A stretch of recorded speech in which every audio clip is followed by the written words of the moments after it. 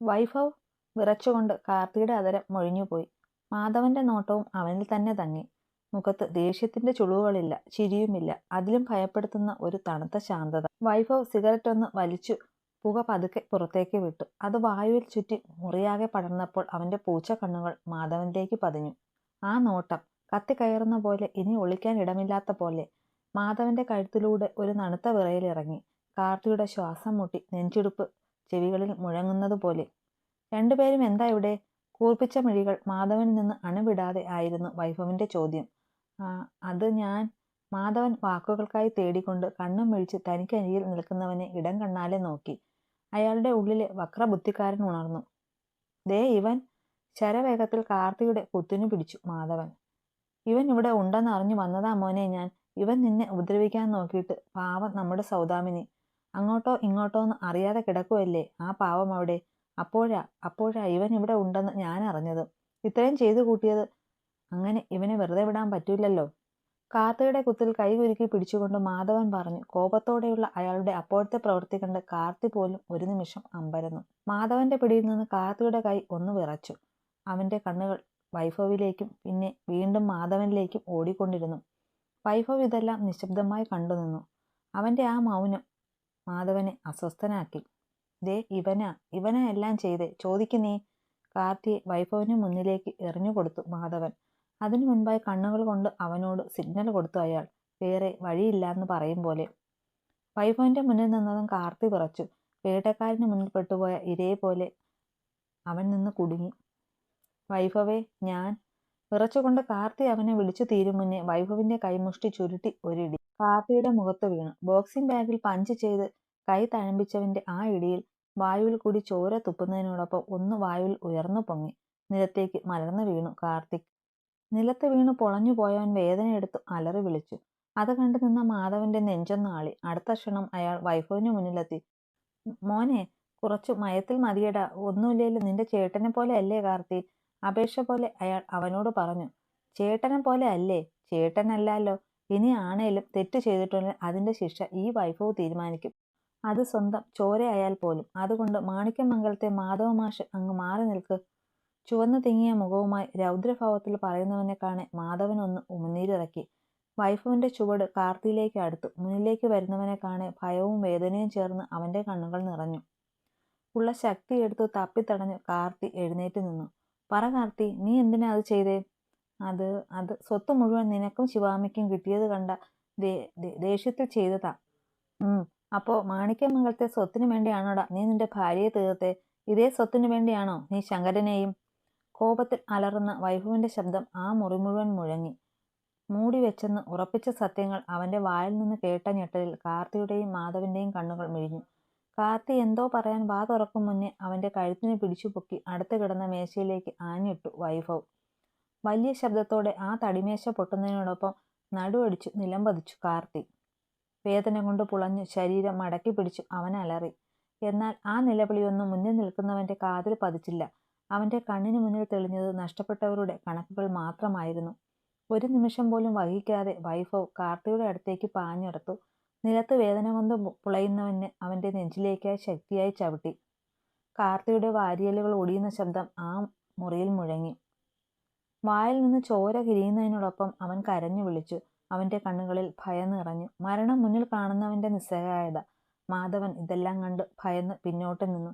വൈഭവിന്റെ ഈ രൂപം അയാൾ ഒരിക്കലും കണ്ടിട്ടില്ല. കാർത്തിക് നിലത്ത് പിടഞ്ഞു.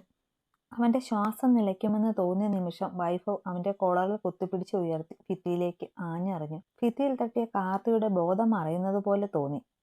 ഇത് നിനക്കുള്ളതല്ലടാ. നീ കാരണം കണ്ണടച്ച ഓരോ ജീവനും വേണ്ടിയാ. അലറിക്കൊണ്ട് അവന്റെ നെഞ്ചിലേക്ക് കാലാഴ്ത്തി വൈഭവ്. വൈഭവിന്റെ ഓരോ പ്രകടനത്തിലും കാർത്തിയുടെ ലോകം ഇരുളടയുകയായിരുന്നു. ചെയ്ത പാപങ്ങൾ ഓരോന്നായി അവന്റെ നേരെ വിരൽ ചൂണ്ടുന്നത് അവൻ അറിഞ്ഞു ഒടുവിൽ. തനിക്ക് ഇനി ഒരു നിമിഷം കൂടി ഈ അടി സഹിക്കാൻ കഴിയില്ലെന്ന് ഉറപ്പായപ്പോൾ സർവ്വശക്തിയും സംഭവിച്ച് അവൻ ഇഴഞ്ഞ് വൈഭവിന്റെ കാൽക്കലെത്തി. രക്തം പുരണ്ട കൈകൾ കൊണ്ട് അവൻ വൈഭവിന്റെ പാദങ്ങളിൽ മുറുക്കെ പിടിച്ചു. വൈഭവ്, നിന്റെ കാല് പിടിക്കാം. വേണ്ട, ഇനി എന്നെ അടിക്കല്ലേ. എന്നെ കൊല്ലല്ലേടാ, പ്ലീസ്. കാർത്തി കിതച്ചുകൊണ്ട് കരച്ചിലിന്റെ വക്കിലെത്തിയ സ്വരത്തിൽ അപേക്ഷിച്ചു. അത് കേട്ടതും വൈഭവിന്റെ ചുണ്ടിൽ ഒരു പുച്ഛച്ചിരി വിരിഞ്ഞു. ഇങ്ങനെ തന്നെ അല്ലേടാ നടാഷ അന്ന് നിന്റെ മുന്നിൽ കിടന്ന് ജീവന് വേണ്ടി അപേക്ഷിച്ചത്. എന്നിട്ട് നീ അവളുടെ അപേക്ഷ കേട്ടോ? നിനക്കന്ന് അവളോട് ദയവ് തോന്നിയോ? ഇല്ല. പിന്നെ ഇന്ന് എന്നിൽ നിന്ന് നീ എന്തിനാടാ അത് പ്രതീക്ഷിക്കുന്നത്? കോപം ജ്വലിക്കുന്ന കത്തുന്ന കണ്ണുകളോടെ വൈഭവ് പറഞ്ഞതും കാർത്തിയുടെ കൈകൾ അവന്റെ കാലിൽ നിന്ന് അയഞ്ഞു. ഓരോ പ്രഹരത്തിലും അവൻ നടാഷയുടെ മുഖം ഓർത്തെടുത്തു. കാർത്തിയുടെ നിലവിളി ആ മുറിയിലെ ചുവരുകളിൽ തട്ടി പ്രതിധ്വനിച്ചു.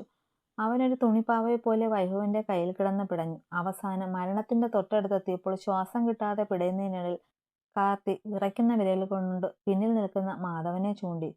വൈഭവ്, ഞാൻ ഒറ്റയ്ക്കല്ല. മാധവൻ അമ്മാവനാ എല്ലാം എന്നെക്കൊണ്ട് ചെയ്യിപ്പിച്ചത്. അയാളാ മാണിക്യമംഗലത്തെ ആരും അറിയാത്ത ചെകുത്താൻ. വിറയ്ക്കുന്ന ചുണ്ടുകളാലെ കാർത്തി പറഞ്ഞു നിർത്തിയതും വൈഭവിന്റെ പൂച്ചക്കണ്ണുകൾ തിളങ്ങി. കാർത്തിയുടെ ആ വെളിപ്പെടുത്തൽ കേട്ട് മാധവന്റെ മുഖത്തെ ചോരയൊഴിഞ്ഞു. അയാൾ തകർന്നുപോയി. പക്ഷേ വൈഭവന്റെ മുഖത്ത് ഒരു അത്ഭുതവുമില്ലായിരുന്നു. പകരം ഭീതിപ്പെടുത്തുന്ന ഒരു പുഞ്ചിരി അവന്റെ ചുണ്ടിൽ വിരിഞ്ഞു. വൈഭവ് പതുക്കെ കാർത്തിയുടെ കോളറിലെ പിടിവിട്ടു. നിലത്ത് വീണ കാർത്തി ശ്വാസത്തിനായി പിടയുമ്പോൾ വൈഭവ് തന്റെ പോക്കറ്റിൽ നിന്ന് ഒരു തൂവാല എടുത്ത് കയ്യിലെ രക്തം തുടച്ചു. അവൻ സാവധാനം തിരിഞ്ഞ് മാധവനെ നോക്കി. എന്താ മാധവ മാഷേ, കാർത്തി പറഞ്ഞത് കേട്ടോ? നിങ്ങളാണത്രേ ആ വലിയ ചെകുത്താൻ. ശരിയാണോ? മുഖത്തെ ആ ചിരി മായാതെ തന്നെ വൈഭവിന്റെ ആ തണുത്ത സംസാരം മാധവന്റെ ഉള്ളിൽ തീ കോരിയിട്ടു. മോനെ ഉണ്ണി, ഇവൻ തലയ്ക്ക് വെളിവില്ലാതെ വെറുതെ പറയുക. നിന്റെ കയ്യിന്ന് രക്ഷപ്പെടാൻ. ഇല്ലാത്തത് പറയുക. നിനക്കറിയുന്നതല്ലേ എന്നെ. ഞാൻ അങ്ങനെ ചെയ്യുവോ?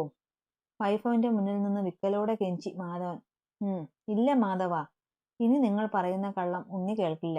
നിങ്ങളുടെ യഥാർത്ഥ മുഖംമൂടി അറിഞ്ഞിട്ട് തന്നെയാ അവൻ നിങ്ങൾക്ക് മുന്നിൽ നിൽക്കുന്നത്. പെട്ടെന്ന് പിന്നിൽ നിന്നൊരു ശബ്ദം അവിടെ ഉയർന്നു. ഞെട്ടലോടെ മാധവൻ തിരിഞ്ഞു നോക്കിയതും കാണുന്നത് മഹേന്ദ്രനും ശേഖരനും നടുവിലാ നിൽക്കുന്ന ലതികയെയാണ്. ലതികയെ കണ്ട മാധവന്റെ ചുവടുകൾ ഇടറി. ലതിക, എന്താ മാധവേട്ട, തീരെ പ്രതീക്ഷിച്ചില്ലേ നിങ്ങൾ എന്നെ? വിറയ്ക്കുന്നുണ്ടല്ലോ, എന്തു പറ്റി? 18 കൊല്ലം മുന്നേ കാമുകന്റെ കൂടെ ഒളിച്ചോടിപ്പോയ ഭാര്യയെ കണ്ട ഷോക്കാണോ? പുച്ഛത്തോടെ ലതിക ചോദിച്ചതും മുന്നിലിറക്കിപ്പോയ മാധവൻ ചുറ്റും നോക്കി. മുന്നിൽ നിൽക്കുന്ന അച്ഛന്റെയും സഹോദരന്റെയും മുഖത്തുനിന്ന് തന്നെ കൊല്ലാനുള്ള ദേഷ്യത്തിൽ അയാൾക്ക് മനസ്സിലായി അടി പതറിയിരിക്കുന്നു എന്ന്. മാധവൻ വേഗം ശേഖരന് മുന്നിൽ ചെന്നു. അച്ഛാ, ഞാൻ ഒരു നിമിഷം നിൽക്കും മാധവ. ആദ്യം ലതിക അമ്മയ്ക്ക് പറയാനുള്ളത് കേൾക്ക്. അതല്ലേ അതിന്റെ ഒരു മര്യാദ. മാധവൻ ശേഖരനോടായി പറയാൻ തുടങ്ങും മുന്നേ വൈഭവ് അയാളുടെ വാക്കുകളെ മുറിച്ചു. അവന്റെ പേര് വിളിച്ചുള്ള സംബോധന കേട്ടതേ മാധവന് വെള്ളടി വെട്ടി. മാണിക്യമംഗലത്തെ മാധവവർമ്മയുടെ മറ്റൊരു മുഖം തുറക്കാൻ പറ്റിയയാൾ നിങ്ങളുടെ വലം കൈ തന്നെയാ. വൈഭവ് പറഞ്ഞത് മാധവന്റെ നോട്ടം അവനിലേക്ക് നീണ്ടു. അപ്പോൾ തന്നെയാണ് സേതു ആ മുറിയിലേക്ക് എത്തിയത്. കൂടെ നരേന്ദ്രനും ഉണ്ടായിരുന്നു. സേതുവിന്റെ കയ്യിൽ വിലങ്ങു വയ്ക്കപ്പെട്ട നിലയിലുള്ള നരേന്ദ്രനെ കണ്ടപ്പോൾ മാധവന്റെ ഉള്ളിലെ അവസാന പ്രതീക്ഷയും അസ്തമിച്ചു. ഞാൻ വരും മുന്നേ നീ പൊട്ടിച്ചോടാ മോനെ. അവിടെ മൂലയ്ക്ക് ചോര തുപ്പിക്കിടക്കുന്ന കാർത്തിയെ നോക്കി ചിരിയോടെ സേതു ചോദിച്ചു. അത് ആചാരവെടിയായിരുന്നു അച്ഛേ. യഥാർത്ഥ വെടിക്കെട്ട് ഇനി തുടങ്ങാൻ പോകുന്നതല്ലേയുള്ളൂ. വൈഭവ് ഒരു പുച്ഛച്ചിരിയോടെ മാധവനെ നോക്കി. അച്ഛൻ എന്താ താമസിച്ചത്? ഈ പെണ്ണ് കാരണം. വൈഭവ് ചോദിച്ചതിന് സേതു മറുപടി പറഞ്ഞതും അയാളുടെ പിന്നിൽ നിന്ന് ശിവ കൂടി വന്നു. അവളെ കണ്ടതും അത്രയും നേരം കത്തി നിന്ന വൈഭവിന്റെ കണ്ണുകൾ ഒന്ന് ചെറുതായി മയപ്പെട്ടു. അങ്ങനെ ഇത് ഞാനില്ലാതെ ഒറ്റയ്ക്ക് തീർക്കാമെന്ന് ഉണ്ണിയേട്ടൻ വിചാരിക്കണ്ട. ഈ വിചാരണ കാണാൻ എനിക്കും അർഹതയുണ്ട്. മുഖത്ത് ദേഷ്യം ഒട്ടും കുറയ്ക്കാതെ പറയുന്ന തന്റെ പെണ്ണിനെ കാണെ അവന്റെ ചുണ്ടുകൾ തിളങ്ങി. സേതു നരേന്ദ്രനെ പിടിച്ച് മുന്നിലേക്ക് തള്ളി. പറയടാ, മാണിക്യമംഗലത്തെ ഈ മാന്യൻ കൂടെ ചേർന്ന് നീ കാട്ടിക്കൂട്ടിയ ക്രൂരതകൾ ഇവരൊക്കെ ഒന്ന് കേൾക്കട്ടെ. ഭയം കൊണ്ട് വിറയ്ക്കുന്ന നരേന്ദ്രൻ ശേഖരന്റെയും മഹേന്ദ്രന്റെയും കത്തുന്ന നോട്ടത്തിനു മുന്നിൽ തലതാഴ്ത്തി നിന്നു. അയാൾ സാവധാനം വാ തുറന്നു. മഹിയെ ഞാൻ പരിചയപ്പെടും മുന്നേ എനിക്ക് മാധവനെ അറിയാം. മാധവന്റെ ആ പരിചയത്തിന്റെ പുറത്ത് തന്നെയാ അന്ന് മംഗലത്തെ ഹോസ്പിറ്റലിൽ ഞാൻ ജോലിക്ക് കയറിയതും അത് ആരോടും അറിയിച്ചിട്ടില്ലെന്ന് മാത്രം. ഹോസ്പിറ്റലിന്റെ പാർട്ണർഷിപ്പിൽ കയറിയപ്പോൾ മുതൽ ഹോസ്പിറ്റലിന്റെ മറവിൽ പലതരം ഇല്ലീഗൽ ബിസിനസ് ഞങ്ങൾ ഒന്നിച്ച് ചെയ്തിട്ടുള്ളത്. അതൊക്കെ മഹി അറിയാതെ നോക്കാൻ എന്നെ സഹായിച്ചിട്ടുള്ളത് മാധവനാ. അങ്ങനെ പോകുമ്പോഴാണ് ഒരിക്കൽ സൗപർണിക ഇതെല്ലാം കണ്ടുപിടിച്ചത്.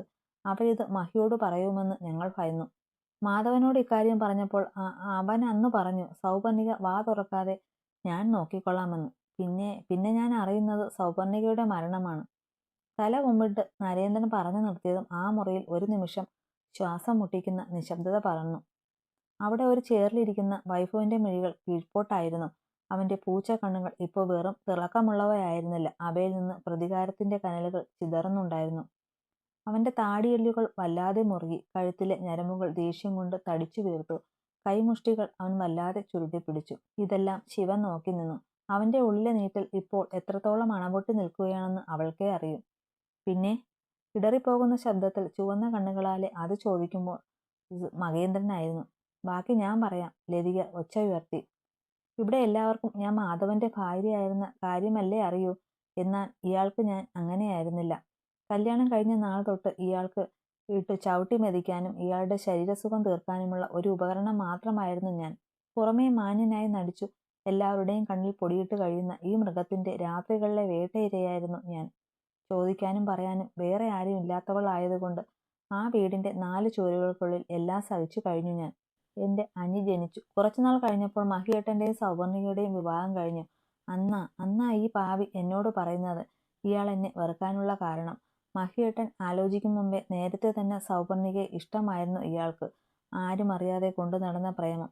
ഞാൻ തലയിലായതുകൊണ്ട് ആ പ്രേമം ഉവണിഞ്ഞില്ലത്രേ. പക്ഷേ താൻ ഒത്തിരി ആഗ്രഹിച്ചത് സ്വന്തം അനിയന് സ്വന്തമായതറിഞ്ഞ് ഒരു ഭ്രാന്തനെ പോലെ അലറി. സഹിക്കുന്നുണ്ടായിരുന്നില്ല ഇയാൾക്ക്. പിന്നീട് പലപ്പോഴും ഇയാൾ മറ്റൊരു കണ്ണിൽ സൗവർണിയെ നോക്കുന്നത് ഞാൻ കണ്ടിട്ടുണ്ട്. ഉണ്ണി ജനിച്ചിട്ടും അതിനൊരു മാറ്റം വന്നിട്ടില്ല. അങ്ങനെ ഇരിക്കെ ഒരു ദിവസം ആരും വീട്ടിലില്ലായിരുന്ന സമയം ഹോസ്പിറ്റലിൽ നിന്ന് വേഗം വന്നു സൗവർണിക. അന്ന് ഇയാൾ ആ പാവത്തെ കീഴടക്കാൻ നോക്കി. സകല ശക്തിയും എടുത്ത് സൗവർണിക പ്രതിരോധിക്കുന്നതിനിടെ മാധവന്റെ കൈക്കരുത്തിൽ സൗവർണികയുടെ വായും മൂക്കും പൊത്തി. ആരും കാണുന്നില്ലെന്ന് കരുതി സ്വന്തം കൈക്കരുത്തിലിട്ട് ആ പാവത്തിനെ ആ വീട്ടിൽ ഞാൻ എന്നൊരാൾ ഉണ്ടെന്ന കാര്യം ഈ ദുഷ്ടം മറന്നു. വിറച്ചു പോയിരുന്നു ഞാനത് കണ്ട്. ഒരടി അനങ്ങാൻ വയ്യാത്ത ഭയത്തെ കൂട്ടുപിടിച്ച് ഒന്നിനും കഴിവില്ലാത്ത പെണ്ണായി പോയില്ലേ. പക്ഷേ സൗവർണികയുടെ മരണം ഇയാൾ ഒരു സാരിത്തുമ്പിൽ ഒതുക്കിയപ്പോൾ അതെനിക്ക് സഹിച്ചില്ല. എന്നെ കൊന്നാലും കണ്ട കാര്യം ഞാൻ എല്ലാവരോടും പറയുമെന്ന് പറഞ്ഞപ്പോൾ ഈ ദുഷ്ടൻ ഇയാൾ അന്ന് എൻ്റെ മക്കളുടെ മേൽ വെച്ചത്. പിറന്ന് ചോരമണം മാറാത്ത എൻ്റെ അപ്പൂൻ്റെയും ആദിയുടെയും മേൽ. മനുഷ്യരൂപം പൂണ്ട ചെകുത്താന അയാൾ. സ്വന്തം കുഞ്ഞുങ്ങളെപ്പോലും ഇവൻ അടിക്കില്ലെന്ന് എനിക്ക് ഉറപ്പായിരുന്നു. അതുകൊണ്ട് ഞാൻ എൻ്റെ വാ മൂടി. പക്ഷേ അതുകൊണ്ട് ഇയാൾ അടങ്ങിയില്ല. ഇനിയും ഞാൻ ആ തറവാട്ടിൽ നിൽക്കുന്നത് മാധവന് ഒരു ഭീഷണിയാകുമെന്ന് പറഞ്ഞു ഒരു രാത്രി ആ വീട്ടിൽ നിന്ന് എന്നെ ഇറക്കി വിട്ടു ഈ ദുഷ്ടൻ. കുറേ നാൾ ഇയാളുടെ കസ്റ്റഡിയിൽ ഒരിടത്ത് അടച്ചിട്ടു എന്നെ. അവരുടെ കയ്യിൽ നിന്ന് എപ്പോഴോ ഏത് വർഷമായി രക്ഷപ്പെട്ടതെന്ന് എനിക്കറിയില്ലായിരുന്നു. തിരിച്ചു മാണിക്യമംഗലത്ത് പോകാൻ തീരുമാനിച്ചപ്പോഴാ ആ കഥ ഞാൻ കേട്ടത്. പറക്കമുറ്റാത്ത കുഞ്ഞുങ്ങളെ ഇട്ടേച്ചു മാധവ മാഷിന്റെ ഭാര്യ കാമുകനൊപ്പം ഒളിച്ചോടിപ്പോയെന്ന്. അത് ഇയാൾ തന്നെ പറഞ്ഞ് പരുത്തിയതാകാമെന്ന് എനിക്ക് അറിയാമായിരുന്നു. പിന്നെ എങ്ങനെ എനിക്ക് തിരിച്ചു പോകാൻ പറ്റും? ആര് വിശ്വസിക്കുമെന്നെ? അതാ എൻ്റെ മക്കൾക്ക് വേണ്ടി മറഞ്ഞു പോയത് ഞാൻ. ഒരു വിങ്ങിപ്പൊട്ടലോടെ ലതിക പറഞ്ഞു നിർത്തി. അവരുടെ വാക്കുകൾ ആ മുറിയിൽ ഒരു സ്ഫോടനം പോലെയായിരുന്നു വന്നു പതിച്ചത്. 18 വർഷത്തെ നീറ്റലും അപമാനവും ഒരു പ്രളയം പോലെ പുറത്തേക്ക് ഒഴുകിയപ്പോൾ അത്രയും നേരം മാന്യതയുടെ മുഖംമൂടി അണിഞ്ഞു നിന്ന മാധവന്റെ ലോകം പൂർണ്ണമായും തകർന്നു.